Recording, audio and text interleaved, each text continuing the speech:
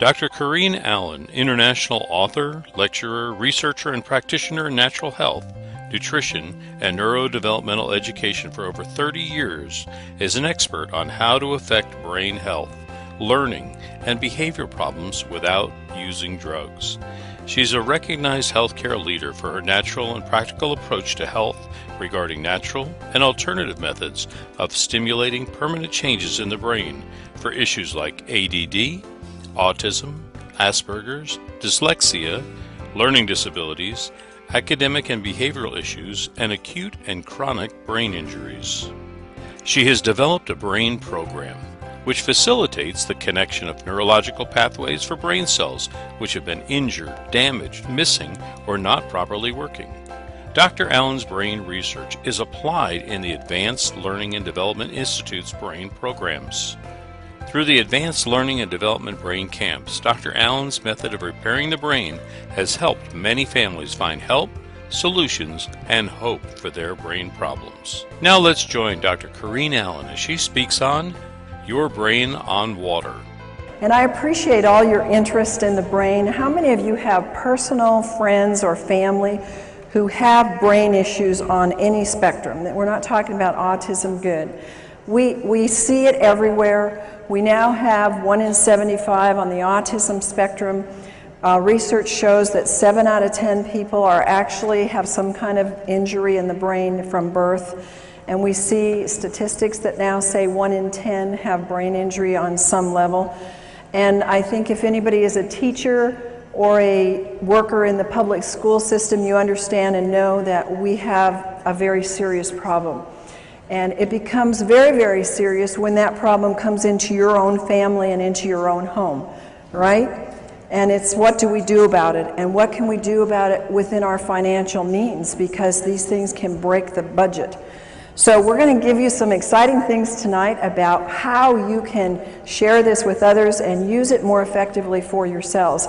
I've been in the natural health field for over 30 years, and I'm going to tell on myself a bit tonight because, you know, a lot of us in the field think we've learned a lot, and we have, and we know a lot, and we do, but we never know enough. And I told people to use the wrong kind of water for a lot of years. And one of, the things that when I found good water, the best water, I immediately grabbed onto it because I'd been teaching people about pH and acid alkaline, and we tried all the products that we could think of to get that to work for them, and of course the diets, and nothing worked like what we're going to show you tonight. And because we have a brain center where we work with brain injuries and actually do a 2-week intense program to help the brain to circuit its pathways and do them permanently, water is a very core part of that issue. So we're just going to talk about the full spectrum of brain issues tonight and how the water, the very special water that we're going to talk about tonight, is going to help them. Your brain on water. You know that water is the very most important ingredient in your health. How many of you believe that? Now, I believed that 30 years ago, but I didn't practice it. And I didn't have a way to give people the best avenue to get that water into them. It's the one big secret that is being missed. Water is essential to superior health and wellness. And we're particularly concentrating on the brain because that is the part today that is exponentially out of control. Now, the composition of water, we have water in the body, we have it in the brain. 80% of your brain is water. How come nobody talks about water in your brain? How come nobody says, take this for your problem? They say, take this pill or take this nutrient, and we forget about water. Our purpose tonight is to show you how the first and the foremost thing that we want to do is we want to do water, but the right kind of water, because folks, we're going to show you that if you do the wrong kind of water, you're really wasting your effort.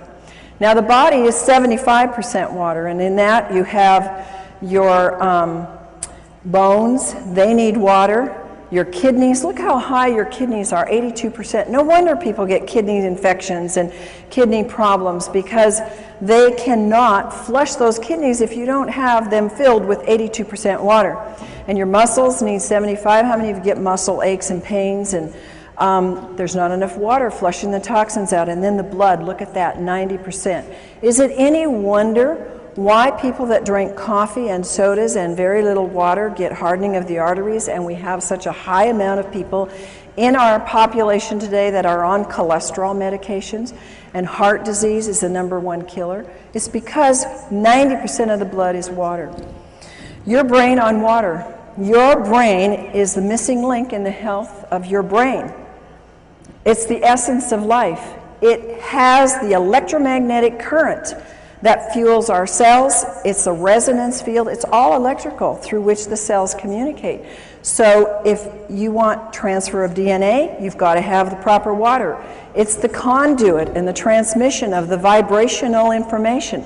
The water transports, it stabilizes, it signals, it lubricates, and it structures. It does almost everything. And without it, you can't have brain neurotransmissions that are working properly. How does the body use the water? It uses it to produce hydroelectric energy, especially in the brain. How many of you have ever seen a hydroelectric water in the home? I have. I live in Idaho. Lots of people live off the grid there. I've seen an entire ranch set up on hydroelectric, and you don't get electricity if the water isn't flushing and moving and has a charge to it.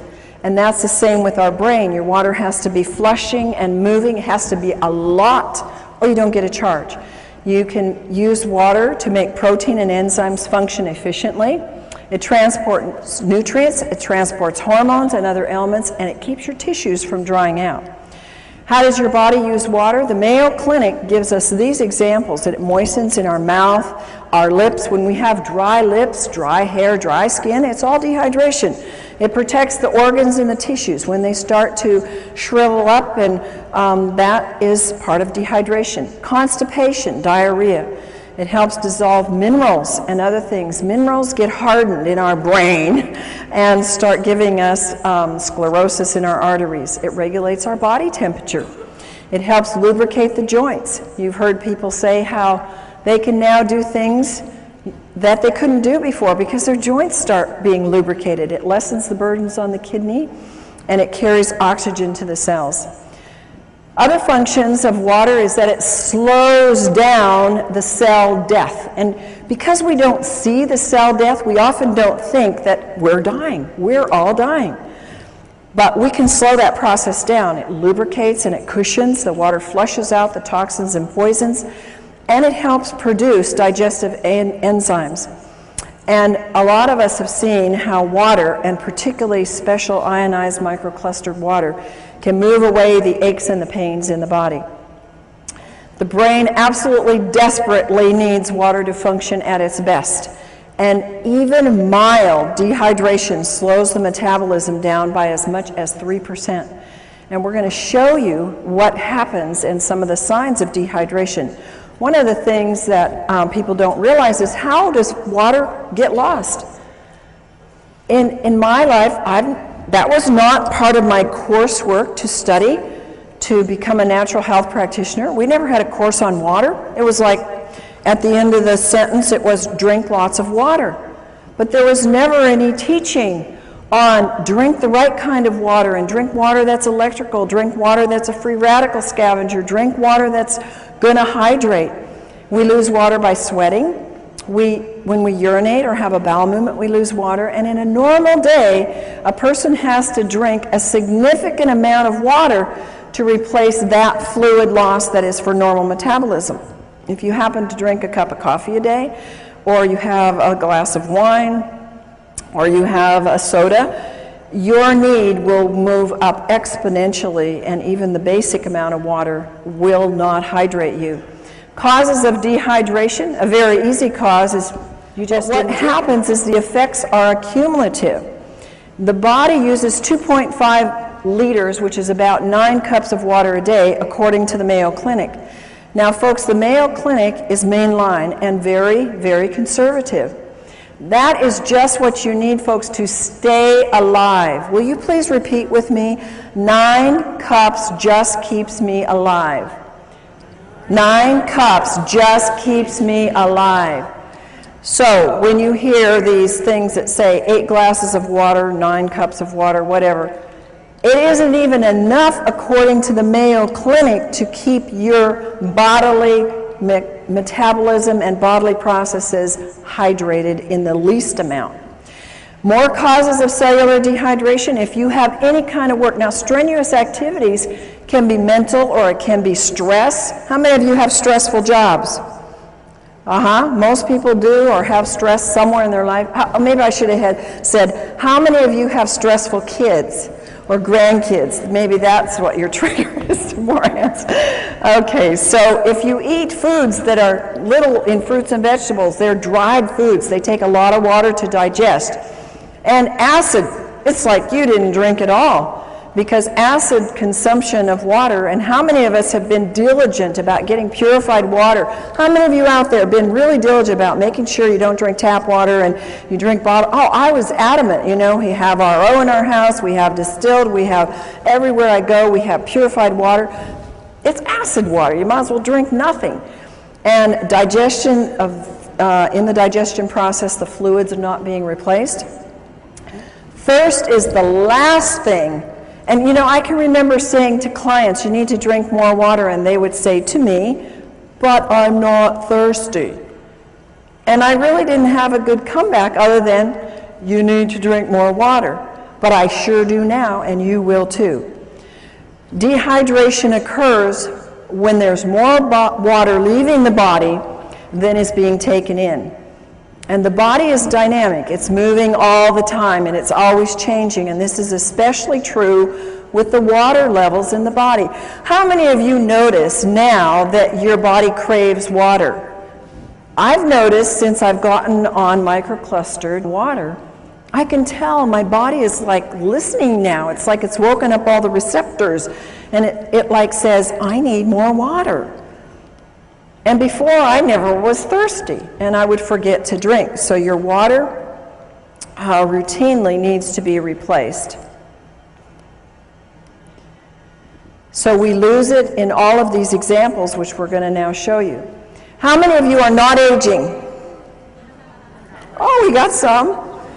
Well, I tell you, after I hit about 45, I started to feel it. And after I hit 50, I started to feel it more. And then the next decade, I felt it more. And I am so thankful to God that He brought into my life and into the United States, because literally this was not available to us many, many years ago, that now I have a tool before I'm 100 to start really challenging my aging process. And you see, aging causes a decreased thirst. It just goes away. And you see many, many older people who say, I'm drinking? And you look, my folks are 93 and 90, they live in a retirement home. Nobody drinks water there. It's like water purifiers. It's like foreign. And they're all suffering too. They're not in very good health. Another thing that we sometimes don't want to hear, don't want to see, is that alcohol causes dehydration. Well, if you're going to drink, then at least be aware you need to drink a whole lot more of the right kind of water to deal with that dehydration it causes. Now, there are special circumstances that cause dehydration, and one of them is burns. And if you know anybody that has lots of burns or little burns, they're going to need a lot more water in their body. Here's another one of those American, don't tell me, don't talk to me about it, I'm going to keep my cup of coffee.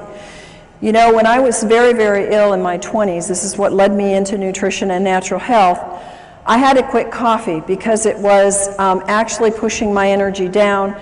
And I thank God it did, because I realized then what it was not going to help build up my health. And a lot of people just haven't gotten that yet. They haven't figured out that it's reducing your melatonin in your brain. That's very, very important for good, sound sleep. It's decreasing your memory enzymes. I want to be full of a good memory on into my 90s and 100s. It can cause DNA damage. It affects your overall brain functioning. How many students do you know? And when I went to college and grad school, everybody was drinking coffee to what? Think, study, stay awake through the night. I couldn't handle it. Thank God at that time I was sick enough that even coffee wasn't helping me. But it actually depletes their brain functioning. And when people crave coffee, it's a craving for water that their body needs. 10 ounces of coffee removes 12 ounces of water from the body. Dehydration is caused by diarrhea. Diets cause dehydration. When you see people or yourself or whoever, when they eat a lot of snacky foods, processed foods, refined grains, chemicals, high in chemicals, preservatives, sugar is a big one. It steals the water from you, and people don't think like that. Now, of course, salty foods cause you to crave and maybe to thirst water, but what do people quench that thirst with or try to quench it with? Sodas or iced tea or something that further causes dehydration. Exercise uses up water. We know that this doesn't include just the physical exercise, but it includes the mental as well. You're going to need way more than the 2.5 liters to fill up that body's dehydration just from some of these things. Fever, we know that edema means dehydration. I've told this to people for years, and you know what? It's so hard for our brains to get it. Well, how can that be a lack of water when I got too much water? Well, it's because the inside of the cell is mostly salt and your potassium sodium pumps aren't working right. And the body pulls the water from other parts to assist that area, and you get dehydration. And if you drink enough water, you must drink it until your urine is clear. Now, the only exception to that is, of course, if you just took a B complex with the riboflavin in it, and that will make the urine very yellow. Water is the best natural diuretic, and if people would just use a lot more of that, they would find their swelling and things would be much more improved. High altitude causes dehydration. Again, I'm going to tell you a little story about myself. It's kind of, when I look at it now, it makes me feel rather stupid and ignorant, but I went to Ecuador a few years ago, and I got very sick in Quito. And I thought, what's the matter? I'm not sick. I don't want to get the flu. I felt horrible. And, you know, we had a bottled water here, bottled water there, bottled acid water. And, I mean, I was sick. And it was a health trip. There were a lot of other people there who were into health, and nobody knew to drink water. In fact, you know what they gave me? They gave me cacao, which is chocolate, which has caffeine, which further dehydrates you. I didn't know any better. I was so desperate, so I took it. But now, if I go back there or any high elevation, I'm going to know you drink a lot of the right kind of water and really hydrate yourself well. Another reason, we all know this one, we've all said it, we've all known it, is when you're sick, you get dehydrated. And why? Because you got to flush those toxins. And one of the reasons why we get sick is because we haven't flushed the toxins and also haven't flushed them with the right kind of water. Chronically ill people have to have the right kind of water, because if you don't, they just get stuck there and then they cause all kinds of illness. This is a huge area with medications causing dehydration. If you will look in the medicine on the internet or anywhere where they talk about, look at what they say for diuretics and antihistamines and blood pressure medication and psychiatric drugs, you will be shocked at the list of symptoms that are all what I'm telling you: vomiting, diarrhea, excessive thirst, swelling. All of these kinds of things that are produced by the drug are because they're producing in you dehydration. And one of my passions is that people who are on psychiatric drugs are getting drained dry in the brain. It's like sucking the water out of the brain, because these drugs are just pulling the water that is needed for these neurotransmissions to happen. Another one of my passions is the babies that are coming into the world, because we now have a plethora of brain-injured children and children who can't function. I got an email today from a friend who said, oh, thanks so much for the work you're doing. And she said, It's almost every day that I get a mom coming up to me and they're all saying, what do we do for our kids? They all have brain issues, they all have ADD, they can't think, they can't concentrate, they can't behave. What do we do? And morning sickness is because of severe dehydration.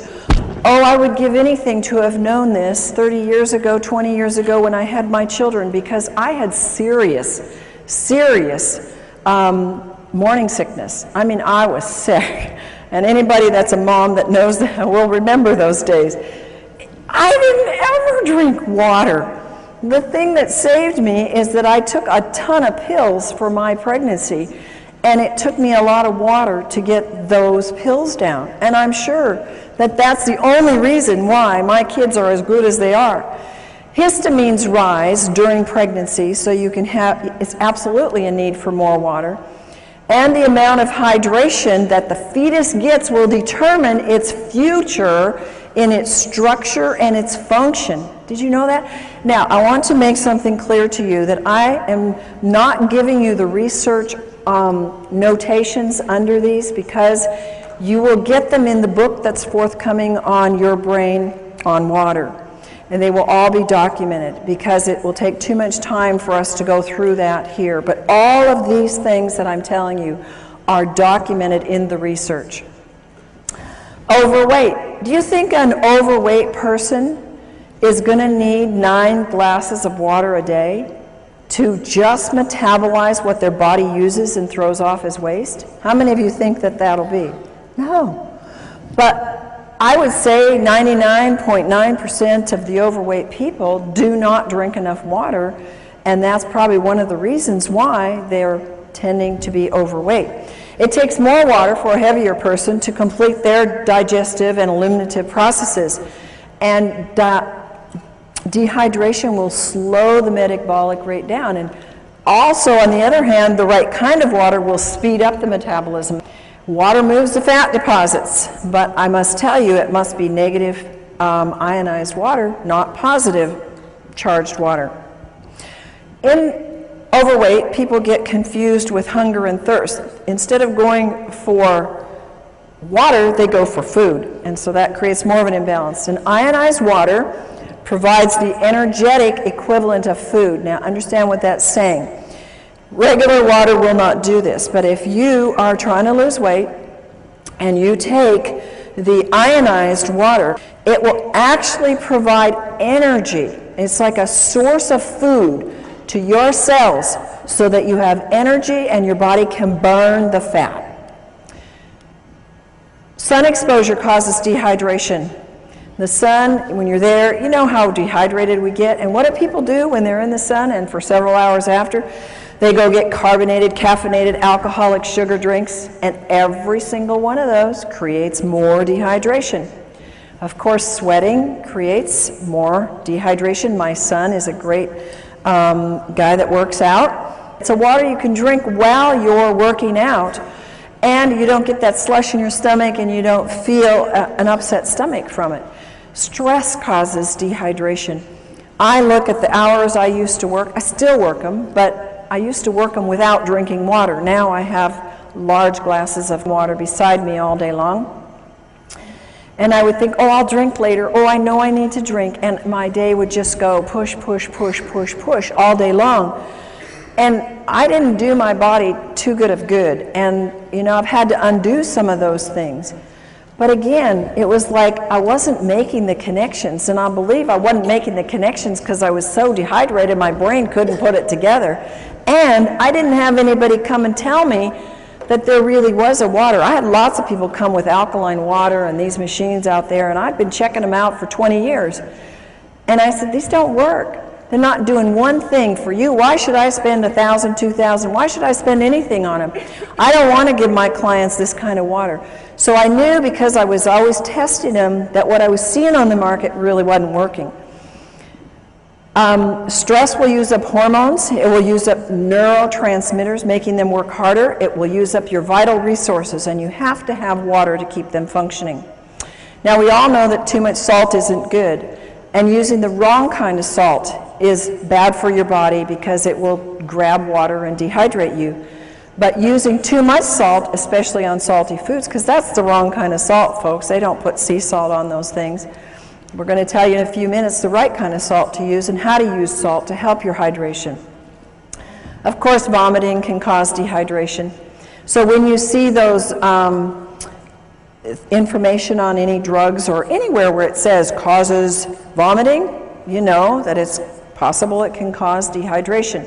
What are the dangers of dehydration?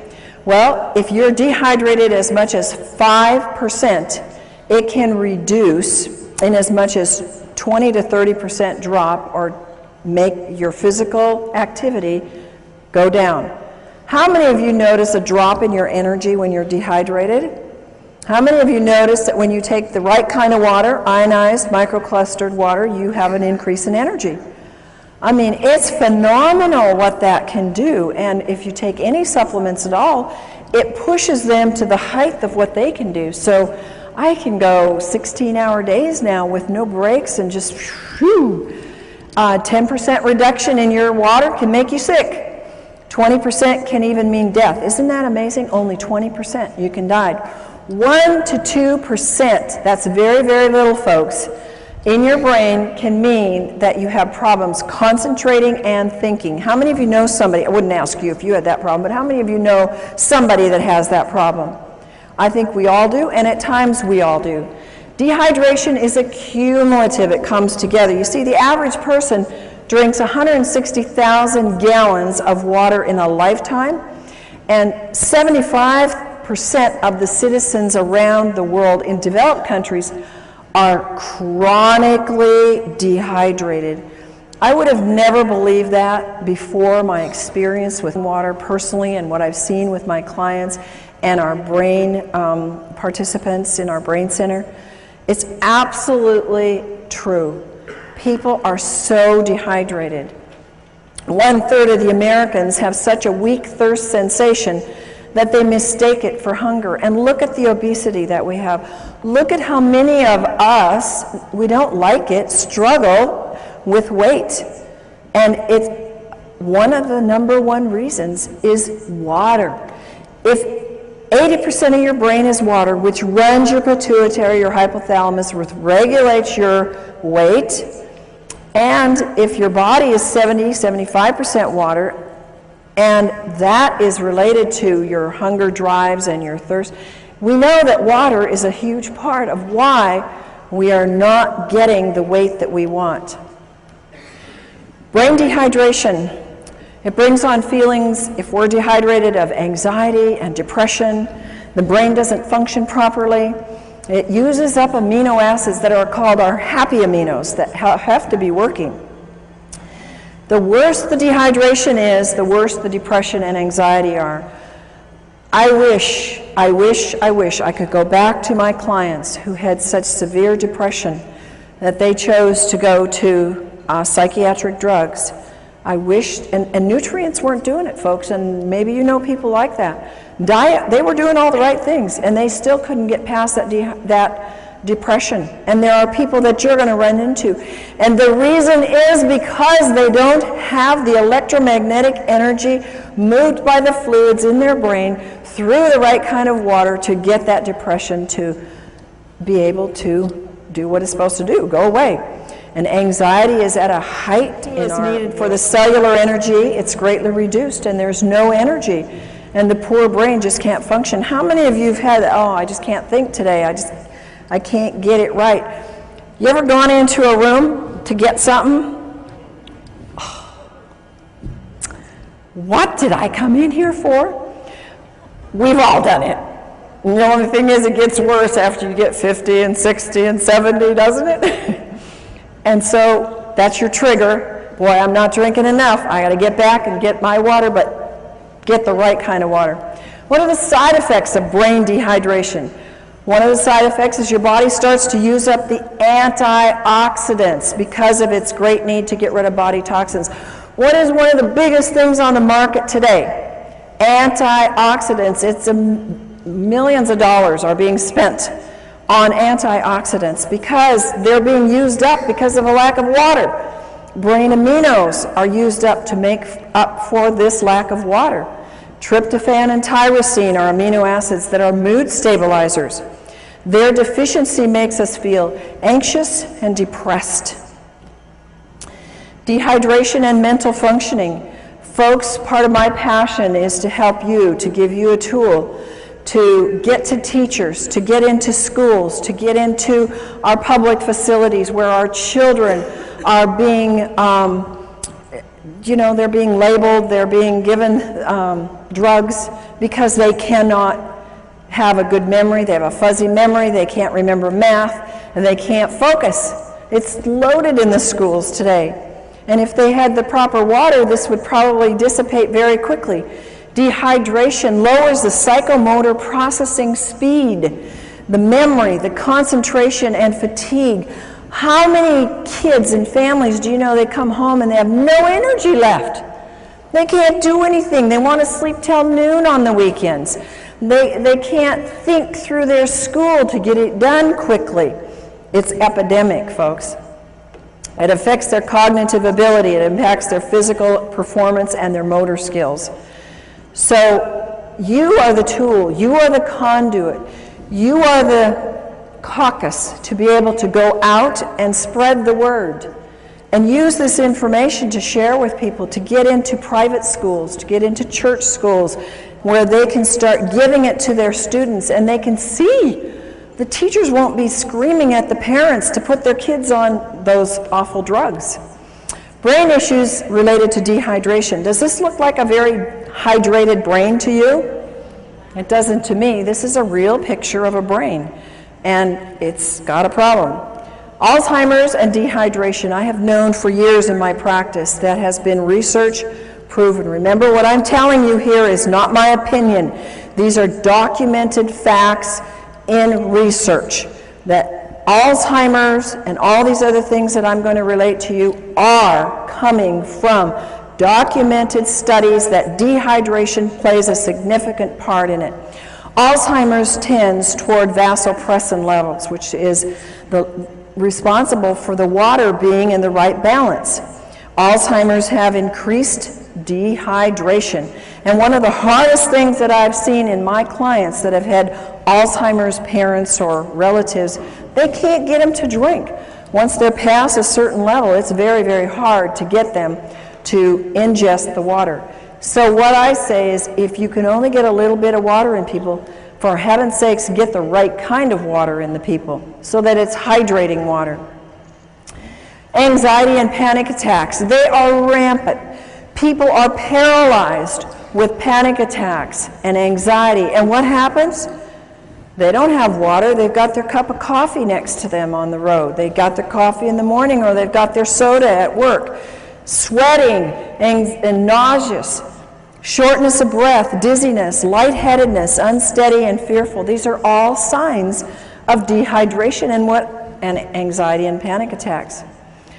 This is something that when families deal with anorexia and bulimia, if they would know how important hydration is, they could probably save a lot of money and a lot of stress. I've dealt with families with this problem. How many of you have ever known anybody with this problem? It's very serious, and it's very life-threatening. And they have severe dieting issues. They have little or no intake of fluids.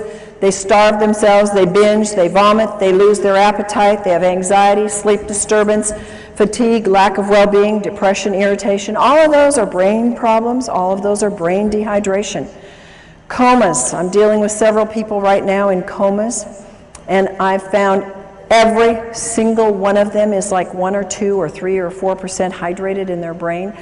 They're barely hanging on, and they've been in these comas by God's grace for a long time. And if they would only get them on the water, so far these families haven't been too able to do that, but they can move them because the water is the electrical force that will wake up the brain and help them to be able to function and get things moving. Comas, see, the brain and the body shuts down, and when the body is so dehydrated, well, we think because they had a brain accident and they got it hit on the head that that they can't come out of that coma because of that. Folks, I'm telling you, They can't come out because their body doesn't have enough energy in the brain or in the body to do the connections to get it to wake up. In an advanced terminal cases, dehydration is a very important factor. And hydration is a key factor in coma and delirium. It's very important that you use microclustered, ionized, alkaline water to quickly and efficiently hydrate the brain. Bipolar. It's a very serious issue. Some people have it very, very bad. Causes anxiety, depression, rapid mood changes, compulsions, loss of energy and irritation. And again, it's related in scientific studies to dehydration. Depression. I've told you some about this already, but it's a huge thing. I think that we would see a major turnaround. It's one of the #1 drugs that's given out is kind of drugs for depression. When the brain is chronically dehydrated, all the functions suffer. The brain needs tryptophan, an amino acid, to make the serotonin. You've heard of the drugs that create serotonin and help that to balance. Really doesn't balance them, makes them more dehydrated, which then makes melatonin, which helps them sleep and get rest so they can function in their day. The amount of serotonin made is dependent upon adequate what? Water in the brain, and the right kind of water. Moods. How many of you ever had moody kids? I had a moody husband and an angry husband, and he would not be upset with me telling you this because we fixed him and he's thrilled to be fixed. But he was a forceps baby, so he had some brain injury. And folks, by the way, all of these issues where they have more of a tendency when they get dehydrated, because not all of us, when we get dehydrated, go bipolar or go anorexic or go into depression. I believe there's plenty of evidence in the research to show us that they have an incident, shock or trauma or some kind of an event that has caused an injury in the brain. And in my husband's case, this was his forceps birth. So we put him through our brain programs and helped the circuits to reconnect, and you know, he was doing so much better. But since he's been in water, he has seen even more improvement and more help.